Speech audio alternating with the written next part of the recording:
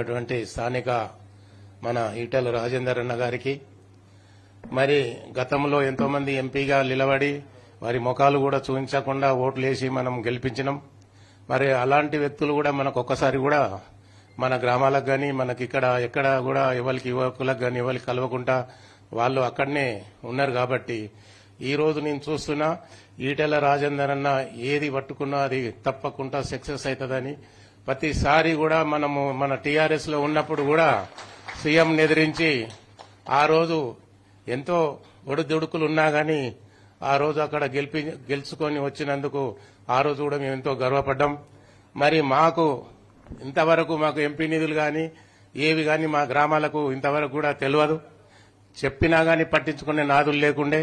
మరి ఈ రోజు ఒక ఎమ్మెల్యే ఏ విధంగానైతే తిరుగుతాడో ఊర్లలో ఒక ఎంపీపీ కూడా పోటీకి నిలబడితే ఏ విధంగానైతే తిరుగుతాడో ఆ విధంగా 24 గంటలు అతను చాలా ప్రతి గ్రామానికి కూడా ప్రతి యువకుని కూడా కలిసి ఈ అందరినీ కలుపుకొని పోవాలనే ఉద్దేశంతో మనము మన గ్రామాలను అభివృద్ధి చేయాలంటే మన బీజేపీ గారే మనకు ముంగట ఉండి ఈ గ్రామాలను కాలనీలను అందరూ కూడా మనము సస్యశ్యామలుగా చేసుకుందాం.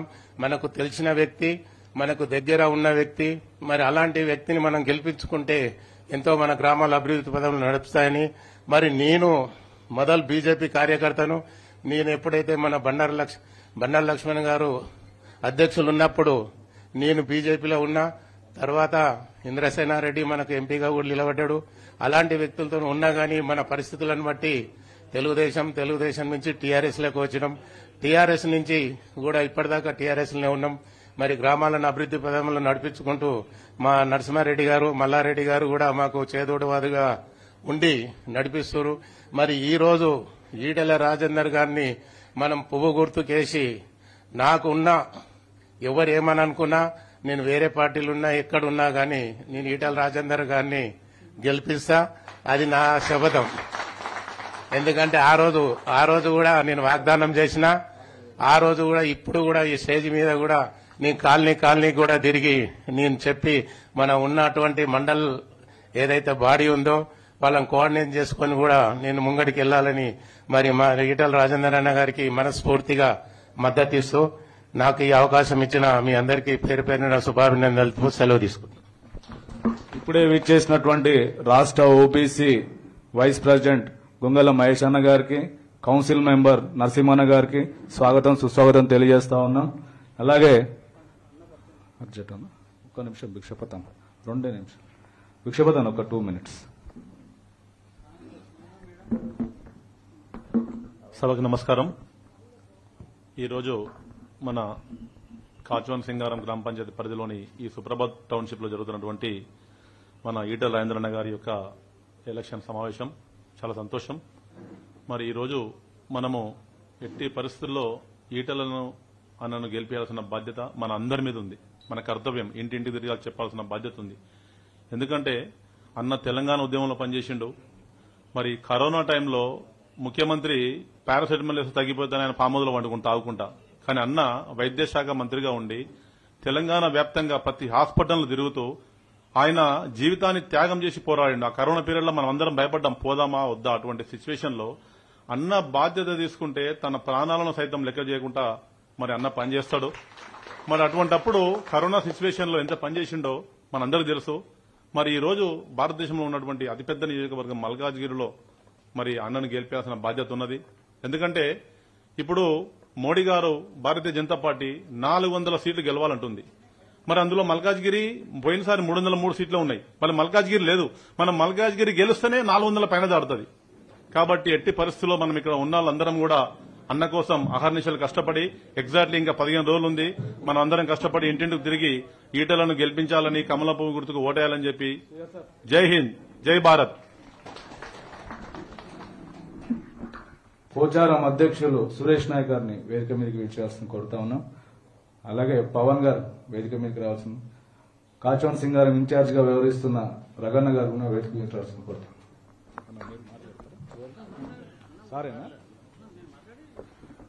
రాష్ట్ర కార్యవర్గ సభ్యులు స్థానిక ఎంపీపీ సుదర్శన్ రెడ్డి అన్న గారిని మాట్లాడవలసిన కోరుతాం.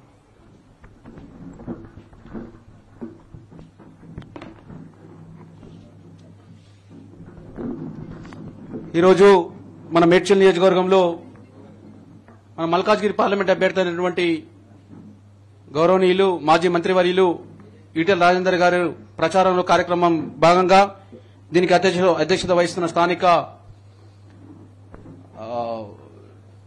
స్నేహ గారు మరియు ఈ కార్యక్రమానికి ముఖ్య అతిథిగా విచ్చేసిన పెద్దలు రాజేంద్ర గారికి స్వాగతం పలుకుతూ, అలాగే నల్ల నరసింహారెడ్డి గారు, స్థానిక మండల అధ్యక్షులు ప్రవీణ్ రావు గారు మరియు ప్రపంచన్ గౌడ్ గారు, శివరాజ్ గౌడ్ గారు, బసవరాజ్ గౌడ్ గారు, రత్నాకర్ గారు, అశోక్ ముద్రాజ్ గారు, మేకల శంకర్ ముద్రాజ్ గారు, దినేష్ గారు, జితేందర్ గౌడ్ గారు, అన్న ఓబీసీ ఉపాధ్యక్షులు మహేష్ అన్న గారు, పెద్దలు నరసింహన్న గారు, ఇంకా అన్యతగా భావించకుండా ఈ కార్యక్రమంపై స్టేజ్ పైకి వచ్చిన పెద్దలందరికీ, అన్న మల్లారెడ్డి అన్నకు మరియు మన్యం గారికి, వెంకటన్న గారికి, ఇంకా పెద్దలందరూ బీజేపీ పార్టీ సీనియర్ నాయకులు పెద్దలందరికీ, ముఖ్యంగా ఈ సుప్రభాత్ టౌన్షిప్ కాలనీ వాసులందరికీ నా యొక్క నమస్కారములు. మనం చూస్తా ఉన్నాం ఎలక్షన్స్ ఇప్పుడు 2014 సంవత్సరం తర్వాత అన్న అంటే అప్పుడు 2 సార్లు మంత్రిగా పనిచేసినప్పుడు అన్న సేవలు, అన్న గురించి అన్ని విషయాలు తెలుసు.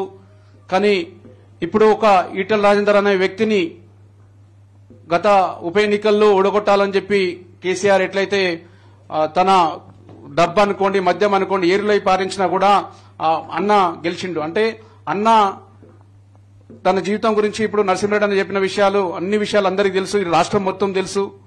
ఒక నిజాయితీకి మారుపేరైనటువంటి ఒక ధర్మానికి వైపు ఉండే వ్యక్తి ఈటెల రాజేందర్ అన్న. అన్న, మీరు దేశానికి ఎట్లయితే మోడీ పేరు ఎట్లయితే ఉందో మల్కాజ్గిరికి ఈటెల రాజేందర్ వస్తేనే అభివృద్ధి జరుగుతుందని ప్రజలందరూ నమ్ముతా ఉన్నారు. ఎవ్వరు ఎన్ని కుతంత్రాలు, ఎన్ని కుట్రలు చేసినా, ఎంత డబ్బులు మద్యం ఏరులు పారించినా ఈరోజు మీ గెలుపును ఆపే శక్తి ఎవరికి లేదు. ఎందుకంటే మీరు చేసిన సేవలు, మీరు పలకరించే వస్తే ఈరోజు రాష్ట్రంలో ఏ లీడర్ కూడా పలకరించాలంటే కష్టం. ఆయన విహారయాత్రలు ఉంటాయి, పర్సనల్ లైఫ్ చూసుకుంటాడు. అన్న పర్సనల్ లైఫ్ అంటూ పక్కకు పెట్టి ప్రతిరోజు వచ్చిన వాళ్ళకి నువ్వు టిఫిన్ చేసినవా, భోజనం చేసినవా, ఎట్లున్నావు, నీ బస్కే పంపించిన నేత నేను దగ్గరికి వెళ్ళి చూస్తా కాబట్టి చెప్తా ఉన్నా. ఇక్కడ అందరు ఎడ్యుకేటెడ్ పీపుల్ అన్నా, ఇక్కడ ఎవరికి ఏం విషయాలు చెప్పాల్సిన అవసరం లేదు. ఈ రోజు దేశం ఎక్కడ పోతుంది, దేశం ఎట్లా ఉంది, ఎంత అభివృద్ధి చెందింది నరేంద్ర మోడీ నాయకత్వంలో. నేను రిక్వెస్ట్ ఈరోజు మా వెంకరెడ్డి అన్న కూడా మద్దతుగా రావడం అదృష్టం. అన్న, మేమందరం కలిసి పనిచేసి మా గట్కేశ్వర మండలం కాదు, మా నియోజకవర్గం 2 లక్షలకు తక్కువ ఓట్లు వస్తే అప్పుడు అడగానగా. ఇదైతే గ్యారంటీ ఇస్తున్నా. ప్రజలు స్వచ్ఛందంగా వస్తున్నారు, మీ మీద నమ్మకంతో. ఫస్ట్ ఈటెల రాజేందర్ ఉంటే అభివృద్ధి జరుగుతుంది, ఒక మంచి వ్యక్తికి మనం సపోర్ట్ చేస్తామని ఈరోజు పార్టీలో జాయిన్ అవుతా ఉన్నారు. అందరూ కూడా మీకోసం పనిచేసేటట్టు ముందుకు వస్తున్నందుకు. అంటే అందరేమో అక్కడ కాంగ్రెస్ ఏమో డబ్బులు పెట్టి కొంటున్నారన్నా, ఎంపీటీసీలకు, సర్పంచ్లకు 10 లక్షలు 20 లక్షలు ఇస్తున్నారు. అదే ఒక కార్పొరేటర్లకు 20 లక్షలు మార్కెట్ లో రేటు పెట్టి కొంటున్నారు. కానీ మీకు స్వచ్ఛందంగా వస్తున్నారు మీ మీద ప్రేమతోని. అది భారతీయ జనతా ఈరోజు దేశాన్ని రక్షిస్తుంది. దేశంగా ఈరోజు నరేంద్ర మోడీ గారి నాయకత్వంలో ముందుకెళ్తున్నాం. కాబట్టి అందరూ ఈ రోజు ఈ కాలనీకి వచ్చినందుకు రాజేంద్ర అన్నకు మరొక్కసారి కృతజ్ఞత తెలియజేసి కార్యక్రమం పాల్పంచుకున్న అందరికీ కూడా, ఈ పార్టీలో జాయిన్ అవుతున్న నాగరాజు గారు కూడా ప్రత్యేకంగా మీకు ధన్యవాదాలు తెలియజేస్తాం. సుప్రభాత్ ఫస్ట్ వెంచర్ అధ్యక్షులు బందరాజయ్య గారిని వేదిక మీదకి విచ్చాల్సింది కోరుతా ఉన్నాం. అలాగే దివ్యానగర్ నుంచి రవీందర్ రెడ్డికి రావాల్సింది కోరుతా ఉన్నాం. ఇప్పుడే విచ్చేసినటువంటి జిల్లా యువ అధ్యక్షులు పవన్ రెడ్డి గారిని వేదిక మీదకి విచ్చాల్సింది కోరుతా ఉన్నాం. సార్ జాయినింగ్ పెడదాం.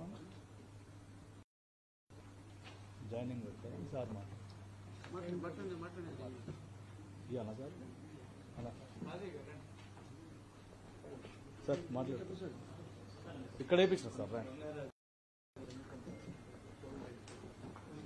2 చైర్లు తీసుకో. ఇంకా మాట్లాడతారు.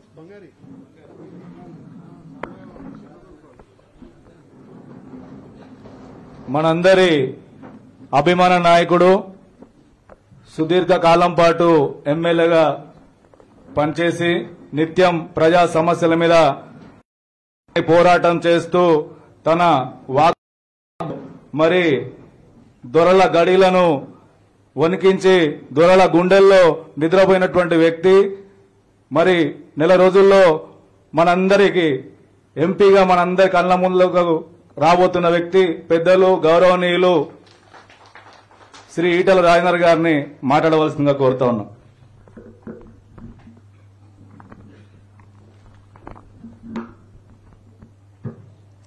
సభాధ్యక్షులు బూత్ అధ్యక్షులు స్నేహ గారు, ఈ నియోజకవర్గ నాయకుడు సుదర్శన్ రెడ్డి గారు, నల్లా నరసింహారెడ్డి గారు, గౌరవ మాజీ సర్పంచ్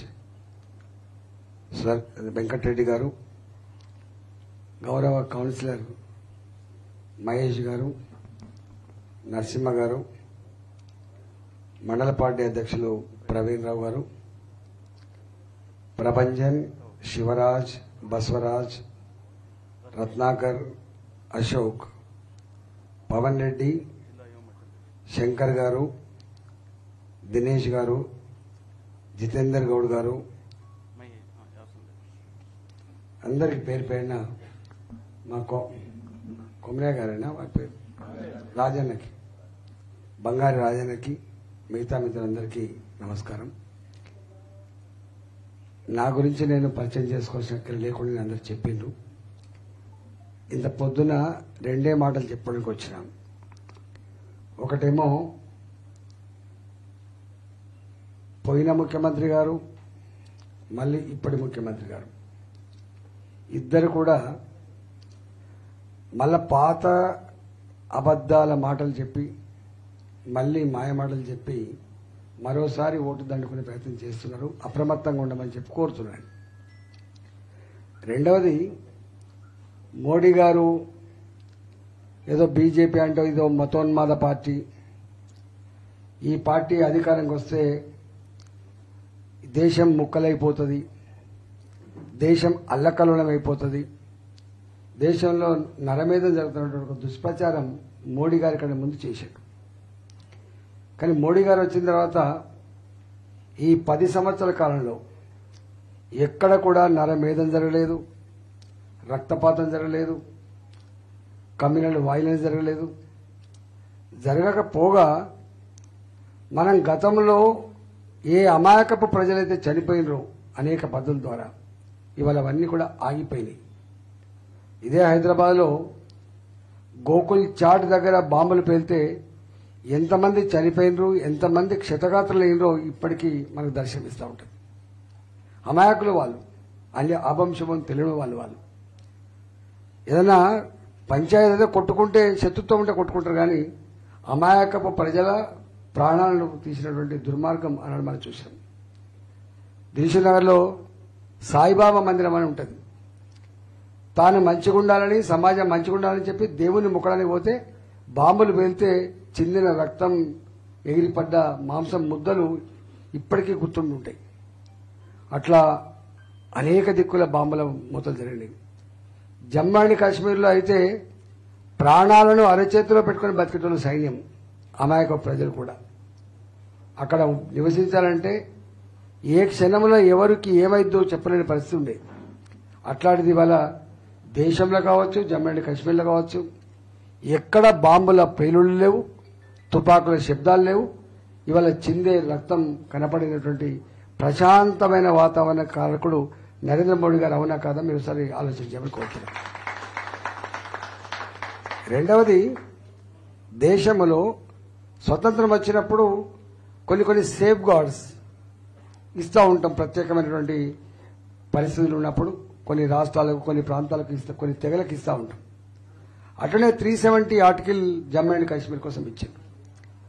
ఆ ఇవ్వబడ్డ 370 ఆర్టికల్ ద్వారా దాన్ని ఉపయోగించుకుని అనేక రకాల విధ్వంసాలు జరిగిన విషయం ఇంతకుముందు చెప్పిన. ఇవాళ ప్రపంచంలో ఎక్కడ ఏ మీటింగ్ జరిగినా కూడా మన ప్రధానమంత్రులు పాకిస్తాన్ ఆ అంశాన్ని ఎత్తినప్పుడు ధీటుగా సమాధానం చెప్పి అనుకునేది. కానీ ఇవాళ మోడీ గారు వచ్చిన తర్వాత 370 ఆర్టికల్ రద్దు చేసి జమ్మూ అండ్ కాశ్మీర్ భారత్లో భాగమే తప్ప దీని వైపు ఎవడు కన్నెత్తి చూడొద్దని చెప్పి ఇవాళ గుణపాఠం చెప్పినటువంటి వ్యక్తి ఇవాళ మోడీ గారు. అంతేకాదు మన పక్కకే ఉంటుంది బలూచిస్తాన్ అని, మన ఆనుకొని ఉంటుంది బలూచిస్తాన్. పాకిస్తాన్ ఆక్యుపైడ్ కాశ్మీర్ కూడా ఉంటుంది, ఇప్పటికి ఉంటుంది పాకిస్తాన్. ఇవాళ ఎంత గొప్ప మార్పు వచ్చిందంటే బలూచిస్తాన్లో ఉన్న వాళ్ళు కానీ, పాకిస్తాన్ ఆక్యుపైడ్ టెరిటరీలో ఉన్న వాళ్ళు కానీ అక్కడి ప్రజానీకం ఉద్యమాలు చేస్తున్నారు. ఏమని? మేం భారత్లో కలిసి ఉంటే బాగుండు, ఇలా మేము ఇక్కడ ఉన్నందుకు బాధపడుతున్నామని చెప్పి ఉల్టా వాళ్ళు ధర్నాలు చేసే పరిస్థితి వచ్చిందంటే ఇవాళ మన దేశం యొక్క గొప్పతనం ఏందో దాన్ని బట్టి మనకు అర్థం కావాలి. మోడీ గారు అభివృద్ధి గురించి చెప్పాలంటే ఒక గంట ఉంటుంది. అన్నిటికంటే ముఖ్యంగా కదిలించే 2 సన్నివేశాలు ఉన్నాయి. అది ఒకటో సన్నివేశం ఏంటంటే గ్రామాలలో గీ కంప్యూటర్ యుగంలో, గీ రాకెట్ సైన్స్ యుగంలో గ్రామీణ ప్రాంతాల్లో మహిళలకు టాయిలెట్ లేవు. చెంబులు పట్టుకొని రోడ్ల పక్క పంటి కూర్చునే దయనీయ పరిస్థితి ఉండేది ఇక్కడ. ఎందుకంటే ఆ మహిళలు నడిచింది కానీ ఇప్పటి పిల్లలు ఆడపిల్లలు చదువుకుంటున్నారు. వాళ్ళ ఫ్రెండ్స్ ఎప్పుడన్నా ఊళ్ళలోకి వస్తే టాయిలెట్ లేకపోతే ఎంత అవమాన భారంతో కుంగిపోయినరో అది మాటలు చెప్పరాదు. అట్లాంటి ఈ దేశంలో మహిళల ఆత్మగౌరవాన్ని కాపాడాలని చెప్పిన మోడీ ఇవాళ స్వచ్ఛ భారత్ కార్యక్రమం కింద 12 కోట్ల ఇళ్లలో టాయిలెట్ కట్టించి మహిళల గౌరవాన్ని కాపాడిన వ్యక్తి మోడీ గారు. ఇవాళ ఎన్ని వేల కోట్లు ఖర్చు పెట్టినది ఇంపార్టెంట్ కాదు, కానీ కన్సర్న్ అంటే అలాంటి వర్గాల పట్ల ప్రభుత్వానికి కూడా కన్సర్న్ నిదర్శనం అది. అంతేకాదు ఇవాళ డిజిటల్ ట్రాన్సాక్షన్స్ అని చెప్పి మాట్లాడుతూ ఉంటాం మనం. అమెరికా లాంటి అంత పెద్ద educated country, developed country digital transactions అమలు కావాలంటే 10 ఏళ్లు పట్టింది. కానీ అదే భారతదేశంలో చదువు రాదు, మహిళలు ట్యాక్స్ కట్టే కల్చర్ అని చెప్పే దగ్గర 3 సంవత్సరాల కాలంలోనే డిజిటల్ ట్రాన్సాక్షన్ అమలు చేసి ప్రపంచానికే ఒక దిక్సూచిగా ఇచ్చిన దేశం భారతదేశం. వల్ల మీరు ఎక్కడికైనా పోండి, జామకాయలు కొనుక్కునే కాడ డిజిటల్ ట్రాన్సాక్షన్ ఉంటుంది, అరటి పనులు కొనుక్కునే కాడ డిజిటల్ ట్రాన్సాక్షన్ ఉంటుంది, ఎక్కడికైనా పోడు డిజిటల్ ట్రాన్సాక్షన్ ఉంటుంది. చివరికి ఒక్కోసారి జోకులు వేస్తూ ఉంటారు. అడుక్కునే బుచ్చగాళ్ళు కూడా నీ దగ్గర చిల్లర లేకపోతే నా ఫోన్ పే కొట్టిస్తారని అంటారు. అక్కడ దాకా వచ్చింది. అంటే దేశం డిజిటల్ ట్రాన్సాక్షన్ ఎంత రెవల్యూషన్ జరిగిందో మనకు తెలియాలి. ఈ పక్కకే ఉంటుంది మీ దగ్గర చెర్లపల్లి. ఎప్పుడైనా పోయి చూడండి, అక్కడ రైల్వే స్టేషన్ కడుతున్నారు. చెర్లపల్లి, సికింద్రాబాద్, కాచిగూడ, నాంపల్లి 2000 కోట్ల పైబడితోటి ఇవాళ అమెరికాలో కూడా ఉండవు అట్లాంటి రైల్వే స్టేషన్లు. ఒకప్పుడు రైళ్లు అంటే మొత్తం ఇవాళ వచ్చే ట్రైన్ రేపు వచ్చేది, ఇవాళ వచ్చే ట్రైన్ ఒక్కోసారి రేపు వచ్చేది. 10 గంటలు 12 గంటలు ప్రయాణం ఉండేది. అట్లాంటిది ఇవాళ రైల్వే స్టేషన్ నిర్మాణం కావచ్చు, వందే భారత్ రైలు కావచ్చు, ఇవాళ డ్యూరేషన్ తగ్గడం కావచ్చు, గొప్ప పెను మార్పు జరిగింది. నేషనల్ హైవేస్ లో 2014 కంటే పూర్వము మోడీ గారు రాకముందు ఒక రోజుకు 11 కిలోమీటర్ల నేషనల్ హైవేస్ నిర్మాణం అయితే మోడీ గారు వచ్చిన తర్వాత 37 కిలోమీటర్ల national highways per day construction అవుతుందంటే ఎంత మార్పు ఉందో ఒకసారి చూడండి. 76, 75 ఉండే ఎయిర్పోర్ట్లు ఇక 153 ఎయిర్పోర్ట్లు అయితే ఇవాళ కంపారిజన్ లేదు. ఒకనాడు భారతదేశం అంటే ప్రపంచ బ్యాంకు ముందు మోకరిల్లే దేశం, మేధావుల భాషలో 3rd వరల్డ్ కంట్రీ. అట్లాంటి ఈ దేశం ఇవాళ 11వ ఆర్థిక వ్యవస్థగా ఉన్నటువంటి ఈ దేశం 5వ ఆర్థిక వ్యవస్థకు ఎదిగింది. కరోనా ఉన్నప్పటికీ కూడా ఇవాళ ప్రపంచవ్యాప్తంగా మాంద్యం ఉంటే ఇక్కడ మాత్రం మాంద్యాన్ని తట్టుకొని నిలబడి 5వ ఆర్థిక వ్యవస్థకు ఎదిగింది. ఒకప్పుడు మనం కంప్యూటర్లు, సెల్ ఫోన్లు, మన ఇళ్లలో ఉండే ఫ్రిడ్జ్లు ఇవన్నీ made in Japan, made in Germany, made in China ఉండేది. ఇవాళ మొత్తం ఇక్కడ తయారవుతున్నటువంటి ప్రతి సెల్ ఫోన్ ఇవాళ ప్రపంచానికి మనం అందించగలిగే స్థాయికి ఎదిగిన మనం. ఎలక్ట్రానిక్ వస్తువుల ఉత్పత్తిలో ప్రపంచంలో 2వ స్థానం సంతరించుకునేది భారతదేశం. ఇవాళ మొన్న కరోనా వచ్చింది, ఎవడు ఊహించలే ఇంత తక్కువ టైంలో ఇంత వ్యాక్సిన్ తయారు చేసి ప్రజలకు అందిస్తారని చెప్పి ఎవరు ఊహించలే. ఎందుకంటే పేద దేశం అనే ఫీలింగ్ ఉంటుంది కాబట్టి వ్యాక్సిన్ తయారు చేసినాం, 2 డోసులు ఇచ్చినాం, 3rd బూస్టర్ డోసు ఇచ్చినాం. చివరికి ఇతర దేశాలను కూడా వ్యాక్సిన్ ఇచ్చి ఆదుకునే దేశం భారతదేశం రికార్డ్ అయిపోయింది. అందువల్ల ఇవన్నీ ఒక ఎత్తు అయితే మనిషికి రెస్పెక్ట్ చాలా ఇంపార్టెంట్, ఆత్మగౌరవం అంటారు దాన్ని. వేల కోట్లున్నాయని చిన్న జరిగితే పో అంటారు. ఇవాళ ఒకనాడు అబ్దుల్ కలాం అమెరికా పోతే అవమానపరిచింది. మోడీ గారికి వీసా ఇవ్వలే అమెరికా. దేశద్రోహి, సంఘ విద్రోహ శక్తి, టెర్రరిస్టులకు అంటే ఉన్మాది అనే పద్ధతులు ఉండేవి. అలాంటి అమెరికా ఇవాళ మోడీ గారు పోతే రెడ్ కార్పెట్తో స్వాగతం పలికి వాళ్ళ పార్లమెంట్లో మాట్లాడుతున్నప్పుడు మన దేశం ఎట్లయితే మోడీ మోడీ అంటున్నారో వాళ్ళ సెనేటర్లు కూడా లేచి సప్పట్లు కొట్టి మోడీ మోడీ అనే స్థాయికి భారతదేశం ఎదిగింది. గుర్తుపెట్టుకోండి. మన అమెరికా, మన రష్యా ఉక్రెయిన్ యుద్ధం జరిగింది. మన పిల్లలు అక్కడ చదువుకుంటే ఫిలిప్పైన్స్, రష్యా, అదేవిధంగా ఉక్రెయిన్ ఇలాంటి దేశాల్లో 34 లక్షలకే మెడిసిన్ అని చెప్పి పోతారు పాపం వాళ్ళు. ఇక్కడ కాస్ట్లీ ఉంటాయి కాబట్టి యుద్ధం మొదలైంది. పిల్లలు మెసేజ్ పెట్టిండ్రు, అమ్మా మేము చచ్చిపోయేటట్టమని. ఆ మెసేజ్ చూసినట్టు మోడీ గారు వెంటనే స్పందించి యుద్ధాన్ని ఆపించడం అంత ఈజీ కాదు. యుద్ధం మొదలైన తర్వాత ఆపించడం అంత ఈజీ కాదు. యుద్ధాన్ని ఆపించి మన ఫ్లైట్లలో మన మంత్రులు అక్కడ పోయి మన ఇండియన్ ఫ్లాగ్ కట్టుకొని ఆ పిల్లల్ని దేశానికి తీసుకొచ్చిన చరిత్ర మోడీ గారికి ఉంది. మొన్న ఈ మధ్యకాలంలో వాళ్ళ ఉత్తరం రాశాడు మోడీ గారు, G20 సమావేశాలు జరిపిన తీరు చూసి మేము ముగ్ధులమైనాం. ఇవాళ మొత్తం ప్రపంచంలో స్ట్రాంగ్ లీడర్ అంటే మోడీ గారిగా ఎవాల్వ్ అయినరు, దాన్ని ఎవరు కాదనలేరు. మళ్లీ మీరే ప్రధానమంత్రి కాబోతున్నారు. ఆగస్టు మాసం లేదా సెప్టెంబర్ మాసంలో మా ఇరు దేశాలను కూర్చోబెట్టి మా యుద్ధానికి ఒక పరిష్కారం చూపమని చెప్పి రష్యా కోరింది, ఉక్రెయిన్ కోరింది. ఒకప్పుడు ప్రపంచంలో first world war, second world war జరిగితే ఎవరి వైపు చూసేవాళ్ళు? చూస్తే అమెరికా కూటమి వైపు, లేకపోతే రష్యా కూటమి వైపు చూసేవాళ్ళు. NATO led by America, Warsaw led by Russia. అట్లాంటి ప్రపంచాన్ని శాసించిన దేశాలు అమెరికా, రష్యా. ఇవాళ ప్రాబ్లం వస్తే మనం ఇంటర్ఫేర్ అయ్యే పరిస్థితి వచ్చిందంటే ఎక్కడి దాకా వచ్చినా ఒకసారి చూడండి. అందువల్ల చాలా చాలా ఉన్నాయి. డెవలప్మెంట్ విషయంలో ఎప్పుడు లేనంత డెవలప్మెంట్. కేవలం రామ మందిరం మాత్రమే కాదు, విశ్వాసం. భారత ప్రజల సంస్కృతి, సాంప్రదాయాలు, విశ్వాసాన్ని కాపాడే బాధ్యత ప్రభుత్వం ఉంటుంది. కాబట్టి మన దాన్ని కొల్లగొట్టింది కాబట్టి, కూలగొట్టింది కాబట్టి, ప్రజల సెంటిమెంట్ కాబట్టి, ప్రజలు కోరిండ్రు, 100 మంది చనిపోయిన దానికోసం, వేల మంది జైలుపాలైంది కాబట్టి ఈ సమస్యకు పరిష్కారం కావాలని చెప్పి రాజీవ్ గాంధీ గారు ఉన్నప్పుడు కూడా శిలాన్యాసం చేసి అప్పీజ్మెంట్ పాలసీలో భాగంగా అవి నిర్మాణం చేయలేదు. కాబట్టి ఇవాళ భారతీయ జనతా పార్టీ వచ్చిన తర్వాత ఇవాళ నిర్మాణం చేసుకున్నాం. ప్రతి ఇంటికి ప్రతి వాళ్ళకు అక్షింతలు పంచుకొని నా దేశం చల్లగుండాలని చెప్పి మొక్కడం తప్పేం కాదు. నాయకులుగా వ్యక్తిగతమైనటువంటి అది ఉండదు. నాయకులుగా ప్రజల విశ్వాసాలను, ప్రజల ఆచారాలను ఆచరించడమే నాయకుడి కర్తవ్యం ఉంటుంది తప్ప దాని భిన్నంగా ఉండే ఆస్కారం లేదు. అందువల్ల ఇవన్నీ ముస్లింలకు వ్యతిరేకమైనటువంటి చర్చ జరుగుతూ ఉంటుంది. ఒక నిజంగానే అయితే మనం పెళ్లిళ్ళు జరుగుతూ ఉంటాయి ధర్మశాస్త్రం ప్రకారంగా.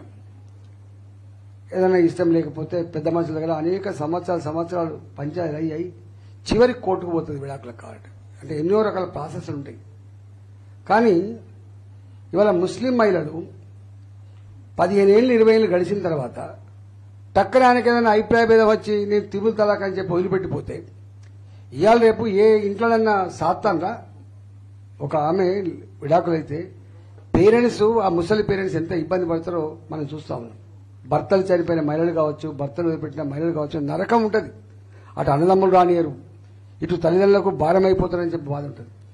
అట్లాంటిది ముస్లిం మహిళలని 20 ఏళ్ల తర్వాత పిల్లలు పెద్దోళ్ళు అయిన తర్వాత కూడా టక్కన వదిలిపెట్టేటువంటి సిస్టమ్ ఏదైతే ఉందో ఆ త్రిబుల్ తలాక్ ముస్లిం మహిళని హింసపెడుతుందని చెప్పి భావించి ఏ మత ఫిలాసఫీ మానవ కళ్యాణాన్ని కోరితే తప్ప మానవులకి ఇబ్బంది కలిగించే పని చేయమని చెప్పి, ఇది ఏ శాస్త్రం లేదని చెప్పి త్రిబుల్ తలాక్ రద్దు చేసి ముస్లిం మహిళలకు విముక్తి కల్పించిన బిడ్డ మోడీ గారి వాళ్ళ. అందువల్ల ఏ రంగాన్ని సూచించినా కూడా వాటికనే 2014లో 273 సీట్లు వస్తే 2019లో 303 సీట్లు వచ్చినాయి. జనరల్గా ఒకసారి అధికారం వచ్చిన తర్వాత యాంటీ ఇన్కంబెన్స్ తోటి నెగిటివ్ అవుతుంది, కానీ ఉల్టా ఉంది. కానీ ఇవాళ అదే భారత ప్రజలు ఇవాళ అప్కి బార్ 400 పార్ అంటారు. ఇది పార్టీ ఇచ్చిన నినాదం కాదు, ఇది నాయకులు ఇచ్చిన నినాదం కాదు, ఇది స్వయంగా భారత ప్రజానికం ఇస్తున్న నినాదం. కాబట్టి ఆచరించే వాళ్ళు, దాన్ని అమలు చేసేవాళ్ళు, సక్సెస్ చేసేవాళ్ళు వాళ్ళే కాబట్టి డెఫినెట్ గా సక్సెస్ అవుతుంది. ఇవాళ 3వసారి ముచ్చటగా మోడీ గారు ప్రధానమంత్రి కాబోతున్నారు. ఎక్కడ ఏదో రిజర్వేషన్లు చేస్తారు, ఎన్నడూ అలవి కానీ హామీ ఇవ్వలేదు మోడీ గారు చెబుతున్నారు. నేను ఒక చిన్న ఎగ్జాంపుల్ చెప్తా. జీఎస్టీని అమలు చేయాలని చెప్పి మన్మోహన్ సింగ్ భావించి చెప్తాను 9లో, కానీ చేయలేకపోయాడు, భయపడ్డాడు, నా గవర్నమెంట్ ఉంటుందో పోతారు. కానీ మోడీ గారు మాత్రం భయపడకుండా తక్షణమే అమలు చేసి ఇవాళ 73,000 కోట్లున్న ఆదాయం వేల 1,85,000 కోట్లు పెరిగింది. పైసలు పనులు రాకపోతే గవర్నమెంట్ నడవదు. ఒకనాడు వరల్డ్ బ్యాంక్ ఇస్తేనే దేశం నడిచేది, ఏషియన్ డెవలప్మెంట్ బ్యాంక్ పైసలు ఇస్తేనే రోడ్లు వేసేది. ఇవాళ ఎవడి దయాదాక్షిణ్యం మీద ఆధారం లేకుండా స్వయంగా తన సొంత కాలు మీద నిలబడి ఇవాళ విదేశీ మారక నిల్వలు డబ్బులు పెంచుకొని ఇవాళ అభివృద్ధిలో దూసుకుపోతున్న దేశం భారతదేశం. కాబట్టి ఈ అభివృద్ధి, ఈ వేగం, ఈ ప్రశాంతత ఇవన్నీ కంటిన్యూ కావాలంటే మళ్లీ మోడీ గారే ప్రధానమంత్రి కావాలని చెప్పి దేశం కాంక్షిస్తుంది. కాబట్టి దాంట్లో భాగమే ఇలా మల్కాగిరిలో నన్ను అభ్యర్థిగా పోటీ పెట్టారు. కాబట్టి నా గురించి ఇంతకుముందు చెప్పినట్టుగా రెండే మాటలు చెప్పతా. ఈ నియోజకవర్గాన్ని సమగ్ర అభివృద్ధి చేయడంలో నా అనుభవం కానీ నా తాకత్ కానీ పూర్తి ఖర్చు పెడతా అని చెప్పి ఒకటో హామీ ఇస్తున్నాం. రెండో హామీ, మాలాంటి వాళ్లకు ఇంకో వ్యాపకాలు ఉండవు, ఒకటే వ్యాపకం ఉంటుంది, ప్రజల మధ్యలో ఉండడం, ప్రజలకు ఏదైనా అవసరం వస్తే పిలిస్తే పలికే బిడ్డగా ఉండడం. అన్నిటికంటే మిక్కిలి కాళ్ళకు ముళ్ళుగితే పన్నుతో పీకే సంస్కారం ఉన్నవాడే లీడర్ తప్ప రియల్ ఎస్టేట్ కోసమో, ఎమ్మెల్యేలు ఎంపీలు రియల్ ఎస్టేట్ కోసమో లేదా ఇంకొక డాబు దర్పం కోసం కాదు. కాబట్టి ఎమ్మెల్యే కావచ్చు, ఎంపీ కావచ్చు, మంచి చట్టాలు చేసి ప్రజలకు అందుబాటులో ఉండి ప్రజలు గర్వించే పద్ధతిలో తన బిహేవియర్ ఉండి ఒక మంచి రాష్ట్రాన్ని, మంచి దేశాన్ని నడపాలనే కర్తవ్యం ఉంటుంది తప్ప దానికంటే భిన్నమైన కర్తవ్యం ఉండదు. నాకు తెలిసి మీకు ఆ కాంగ్రెస్ పార్టీ అభ్యర్థి ఎవరో వాళ్ళ చరిత్ర ఏందో మీకెరక, ఆ బీఆర్ఎస్ పార్టీ అభ్యర్థి ఏందో ఆయన చరిత్ర ఏందో మీకు తెలుసు. కాబట్టి నా చరిత్ర కూడా మీ కళ్ళ మీద కదలాడుతుంది. కాబట్టి మీరు ఈ నియోజకవర్గాన్ని అన్ని రంగాల్లో అభివృద్ధి చేయడంలో నా పాత్ర ఉంటుందని చెప్పి మాట ఇస్తూ సెలవు తీసుకున్నా. జై తెలంగాణ.